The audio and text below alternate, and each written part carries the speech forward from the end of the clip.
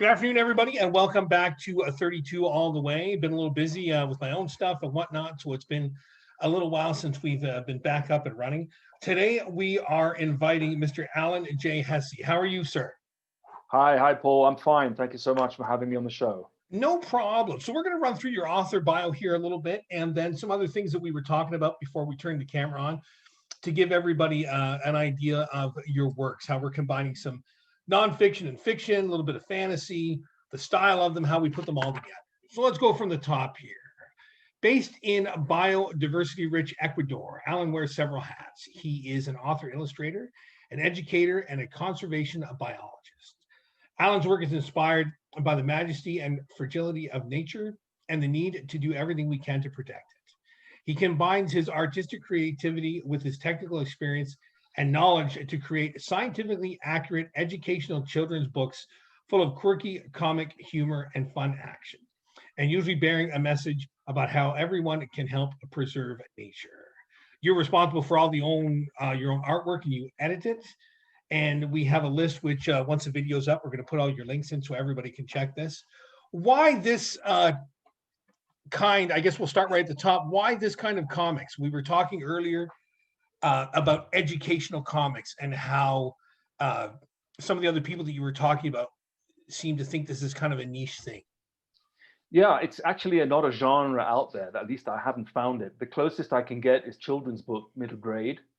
But obviously, children's book, middle grade is a massive umbrella where it goes all the way from, Dave Pilkey comic books to Harry Potter.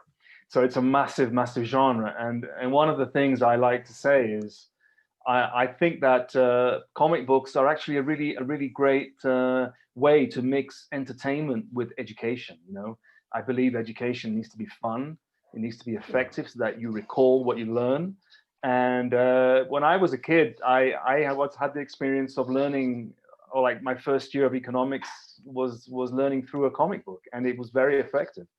So I would like to see that genre go into the mainstream. I would like it to be recognized, educational comics. And so it's something that I'm working towards, I think it's going to take a while, but I think I'll get there in the end. So do you find that it's taken a little less seriously because it's in comic book form? Yeah, it's like how do you present it? If I present it as comic books, adults are not likely to pick up the books. And kids today are more interested in perhaps superhero comics, or that's kind of like the view of comic books. That genre is seen as superheroes, at least especially in the US. So it's difficult to find that combination to actually show that this is a book that is both fun and it's full of adventure, it's full of humor, but it's also teaching something. And it's just getting that balance, it's like it's a pet subject of mine. How do you balance the education with the entertainment? I was going to say it's a very important point because doing my own work online, working with students, you get that age where it's, is it too babyish for them? Is it too above their heads? Right. I think that's where this could kind of appeal to that middle ground, because every now and then I'll find something that I think is cool and say, hey, we should work on this, and they're just like, yeah, no. They have no interest in it whatsoever. So how do we kind of combine that so you're not talking over their heads, but you're still making it fun for them? Well, that's the big challenge. I mean, every time I start a new book, that's the first question I have in my head, So that's why I don't really do books younger than for 9-year-olds. That's why I'm saying it's middle grade, because from 9 to 12 is what I plug into the Amazon KDP, when you have to show what is the age range. But actually, I would say 9 years all the way to 99 years. Okay. Because I've had a lot of adults say that they've learned a bunch of stuff from my books and have actually enjoyed it. One person on Amazon, a reviewer, said that the book should be placed in front of politicians, which was really good for me to hear, right? Because I do it because of the visual content is like aiming for kids, but it's in such a way that I insert wit into it and slightly more subtle humor, especially in the dialogues, and that appeals to the adults. It's a difficult balance to get right, I have to say. Are you couching the educational message? Because I find that also these tweeners, I guess, or whatever the word is appropriate for that age, they're just smart enough to know that when something is educational, they lose interest right away. Yeah, I know.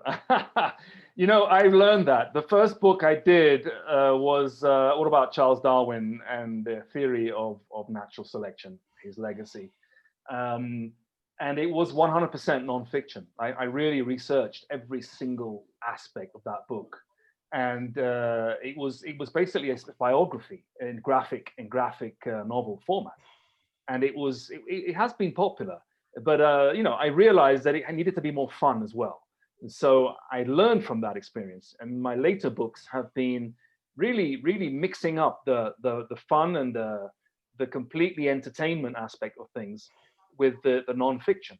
So that you will find that there are whole passages of my books now where there's just slapstick humor and action in comic strip format, with no attempt to make any kind of messaging or anything like that. And it's just to shake things up so that the reader has a balanced experience, you know, and you go from crazy adventure stuff with lots of humor and then occasionally bring back the education. So looking at the drawing behind you, what is the influence on you doing this style? Where did it come from? What were you looking at? Well, I guess as a younger person. Well, I was, as a kid, I'm from Europe. So as a kid, I was really influenced by what is called the Franco-Belgian, the French and Belgian comic books. They're talking about Asterix. They're talking about Tintin, Lucky Luke. Those three, I would say, are the main influences for me. I used to love reading those. I still do love reading those. The sort of the wit, the dry wit in the dialogues of the Asterix stories is really something that adults enjoy as well. And the Tintin stories are really great adventure stories. I mean, they're just detective stuff, and it's just full of action. And so I got influenced by that a lot. And you know, it's kind of I've made my own style, but those are definitely my strongest influences. I absolutely loved Lucky Luke and Gaston. I went to a French grade school, so we had those all over the place. And it was funny years later because you realize how much influence is in it. I don't know if you remember offhand, my all-time favorite, besides the Daltons, my all-time favorite Lucky Luke one was Phil de Fire. Oh yeah, me too. I love Phil de Fire. I was probably about 30 until I realized who it was based on. Yeah. And now, come on, what's happening now? His name escapes me. The actor. It's not Lee Van Cleef. It's no, he did City Slickers. Yeah. I forget his name. Really scary looking guy. He's a scary looking guy. Big in the 70s. We're gonna do this right now. I usually don't do this in the middle of an interview, but it's gonna bug me if I don't. Phil de Fire was based on, and of course it's not gonna understand my French. Let's punch it in. Phil de Fire was based on Jack Palance. That's it, Jack Palance. The name was, but again, that was just something I thought was really cool because I would have never known that as an 8 or 9 year old. I had no idea who Jack Palance was. And when I got older, hey, that's who it is. Yeah, and it really looks like him. It does. Really does. The face is almost identical. Yeah. Do you find there's a lot of political humor in those? Because I was personally never a big fan of Tintin. I read all the other ones. Do you find it was more of a social commentary or political commentary? In which ones? In which books? Let's start with the Lucky Luke ones, because I noticed a lot of little things that they changed over the years when I went back to show them to other kids. Yeah, Lucky Luke, I didn't really see any political content in there myself. I saw a lot of historical content on the other hand. You know, the Wild West, the conquest of the railroad, the prairies, and you know, all of that. So I guess at a certain level, it was a bit political because there was one book called the Barbed Wire on the Prairie, or something like that, and it was all about how the colonists were moving off the Native Americans off their lands to make way for the railway. And that was obviously at the time a highly political issue, and well, I would imagine it still is. I think in certain moments, and so I guess on that level. But I guess the most political comic of those three that we mentioned would be the Asterix ones. I would say so, yeah. Yeah, because the Roman Senate and the way the Roman kind of machinery, the political machinery worked, all the all the satire about the bureaucracy of the empire administrations, all that, which is completely relatable to politics today,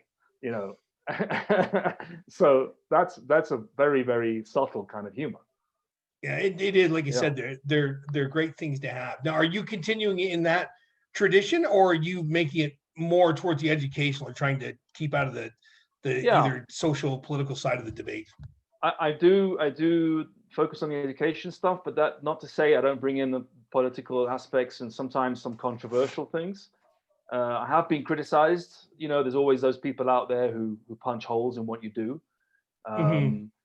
I have been criticized for using cultural stereotypes, for example. My argument is stereotype is a central pillar of humor. You pick any stand-up comic. The stand-up comic, chances are they're going to make some fun about some kind of different kinds of peoples. The point is they're not targeting any one kind of peoples. They're just hitting them all. It's called satire, and so I play a lot with cultural stereotypes. These are very, very present, of course, in my influences. Big noses, for example, are rife in the Asterix books. In the Lucky Luke books, the Mexican bandit looks like a Mexican bandit, right? He's unshaven, got long sideboards, maybe a gold tooth. So I play around a lot with that. And I think that's really what makes it fun. It makes it fun for me to draw them and to make them have dialogues. I also believe it makes it fun to read about them. So, my favorite characters are people like that. So do you think when you were saying before about getting backlash, are you getting historical backlash or just social backlash in the fact that it seems that we have to whitewash everything now? A little bit of social. I wouldn't say much. It's been very little, but it has been a little bit of social backlash. I was once called by a teacher in London. She saw some of my work and she said that I must be against Jews because one of my characters had a big nose. Kind of like that kind of thing happens, but it's very rare. And historical, no, because I do a lot of research and I get the research spot on, and I also consult subject matter experts before I put it down to make sure I'm not making anything up. So I've never had any heat on that level. But it's mainly the physical depictions of the characters, things like big noses and certain actions. I had a character who raises his hand. This is an Egyptian character in Cairo who is being interrupted in the conversation by a little girl, and he raises his hand and says, "Go home, stop interrupting me." I had some heat for that because because the guy's raising his hand, and so it's you're not supposed to hit children. I mean, it's this kind of thing. You look at any of the Asterix books or Tintin books, people are getting knocked into the sky all the time. Well, the violence was the funny part of those stories. Yeah, you look at Looney Tunes, Tom and Jerry. It's part of the humor. But I guess it's because of the market. If the market is going to be the education market, then the schools have very strict rules as to what they take into the classroom or not. And so I'm struggling with that. It's an interesting point because it was probably one of the last literary places where you could get away with it a little bit more. It seemed to be because people could always say, well, it's a cartoon or it's a it's a written page, but it seems to be affecting that as well too. Like if that's what people want to write, that's great. It's just the idea of going back and changing what's come before. I've never been a big fan of that myself. No. There's too much generic stuff going around, in my opinion. And so, like everyone who's creative, I'm trying to make my mark, my brand, and that is my brand. And I push the limits, push out the envelope a little bit, be a bit provocative, because I think that's what humor is, and I think that's what the world needs. You have to challenge the status quo in order to make your voice heard. And so a lot of it is about that. And my challenge is mixing that with education. That's where I hit a war, because education is all about what's nice and squeaky clean for schools to buy them. And the schools don't buy my things, mainly because I don't know about them yet, because I'm just starting out and I need to, improve the marketing side of things. But also some schools won't buy them because they think that they might offend their system. But the kids love it. The kids always love it. But the problem is the system. It's a huge market to get into if one of them does pick up that kind of book. That's the thing. I mean, this could, it could be something that could be redone time and time again. Like I said, I don't want to keep going back to them, but even all the books we mentioned, by the time I was reading them, they were still probably even 10 or 15 years old then.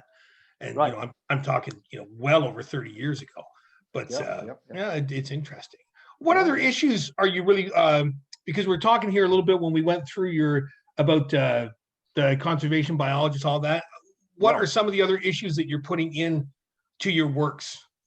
We talked about Darwin a little bit. Yeah. Obviously the science, things like ecology, science, natural history, all that kind of thing. But more and more now, my main focus now is climate change, for sure. It's climate crisis, actually, is what it should be called. And all that entails, and not only the science of the climate, but actually mainly the social and even political impacts and causes behind it all.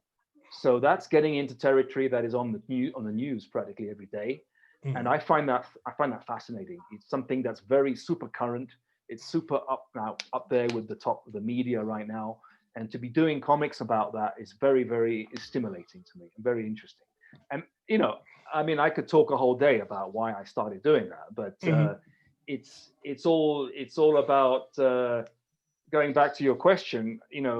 When you're talking about climate change, it's not only global warming and the ice poles melting and stuff like that. It's also all kinds of social and political impacts and economic impacts on people everywhere in the world. And it's not always obvious to trace that back to climate change. Things like mass migration, political refugees, war, civil war, the Syrian war, a large part of the original cause was caused by an extended drought, which lasted way longer than anyone predicted. That forced people to migrate to the cities, and that created an enabling environment for the Arab Spring to take off. And so, what I mean is a whole range of apparently unrelated issues that are there to be explored. And so I find that really fascinating to go there in comic book format and bring it out, without dumbing it down, but bringing it up to where people can understand it. Can you bring something this important to the forefront without it being preachy? Yeah, because I throw in the humor, and my main character is not a human; it's a bear. It's a polar bear, and so the polar bear is quirky. Just you look at him; he's just a quirky polar bear. You know what? The polar bear is like a cross between Tintin and Paddington Bear. Okay, he's awesome. Like Tintin, Paddington Bear cross. And so I get it across without being preachy, because the polar bear is just a bear who's hungry. He wants to get back to his Arctic home. But he's also very intelligent. He knows how to use cash. He knows how to talk. He knows how to sail a boat. And so he does human stuff. And he gets in there with the humans, but he has always got that filter of being a wild animal himself. And so that enables me to transmit all kinds of interesting information without coming across as just another teacher or just another lesson being taught, Are there any other animals besides the bear that are recurring? Do we have a cast of characters here? Yeah, he has a sidekick. The sidekick is a penguin. Yeah, the sidekick is is a character I'm developing in the sequel, in my second book. He's going to be the sidekick is like this badass penguin, who does all kinds of illegal things and gets away with it because he's a penguin. And lots of other animals, but none of them are recurring. It's just the bear and the penguin for now. Something to be built upon. Where are you going after the climate change, or is this something that's going to run through the whole series? Oh, it's going to run through the whole series, because it's awesome. It's not a topic it's not a seasonal topic. It's not something that's going to go away in my lifetime. No. You know, and I believe in the lifetime of those who are reading my books. We're talking about a whole epoch here, and it's, as I said, it's not just the usual, you know, the ice is melting, the oceans are rising. There's so much more to it that needs to be brought out. It needs to be understood. People need to understand what it is about, actually, at every level: social, political, financial, educational. And so all that provides an endless amount of material for me to go to explore and bring it out in chunks, because you have to bring it out in small chunks, otherwise it's overwhelming. Is the resistance towards this issue as big where you are as it is in North America? Yeah, not really. I think I live in Ecuador, so let's just say that people here are aware of it, and it's obviously something that all the people who are working with nature conservation are extremely aware of and promoting solutions for, but not at the government level. Let's just say there are other priorities for developing countries. They have so many more more pressing priorities, which ironically, those issues that they face are ironically usually made worse by climate change in the first place. Things like landslides, tidal waves, all those things are made worse by climate change. But they're in a position where they have to deal with the proximate effects of that. Like in the southern coast of the US has to deal with hurricanes every season, and so your attention is on the hurricane. Without most people are not thinking bigger picture. The hurricane is actually made worse by climate change, which is warming the ocean surface, changing the whole weather cycles on the oceans and the whole weather patterns on the oceans, causing more tidal waves and more hurricanes. So, in that sense, developing countries are dealing with their proximate priority issues, poverty reduction and things like this. It's a good theory. Do you think that, do you have an explanation on why this whole denial side has picked up so much steam? Are people just sticking their head in their sand? I hate to say that they can't be that stupid, but a lot of them can't be that stupid. Right. It's hard to explain. I don't think I'm the best person. I'm not in the right position to explain it. I think I basically know that human behavior is such that when you believe something, you believe it no matter what. And it's very hard to change people's beliefs. It's very difficult, and evidence has nothing to do with it. People believe because they believe, and because their friends believe, and because their family believes, and their neighbors believe, and the evidence has nothing to do with it. I guess it's an aspect of human psychology. I think there are many specialists who will be able to explain that a lot better than me. I just think they're stupid. I don't want to. It's a simple thing to say, but I don't want it to come down to that theory either. But in this day and age, when we're trying to teach everybody to think critically, and we're trying to tell them to look at the issues, that when something like this comes up, you feel like saying, everything I've told you, you're not paying attention to at all. That's it. When you're taking that kind of view, and it's kind of it's getting, I agree with your point. It's getting to be kind of scary. It is scary. Is start to a younger generation and get them starting to do the questions. Maybe it'll make a difference. That's the whole idea. That is the whole idea. I think Alan, the youth. Yeah. I'm going to put all these links on the bottom. I appreciate your time. This went especially well. Hopefully people start to take this as serious as you do, and we can get a younger generation reading these and starting to say, hey, there's some questions, there's some pretty big questions we have to answer right now. That's right. That's the whole idea. Listen, thank you so much. I appreciate the time that you've given me, and good luck with the series. Thank you. This is 32 All the Way signing off. We'll talk to you soon.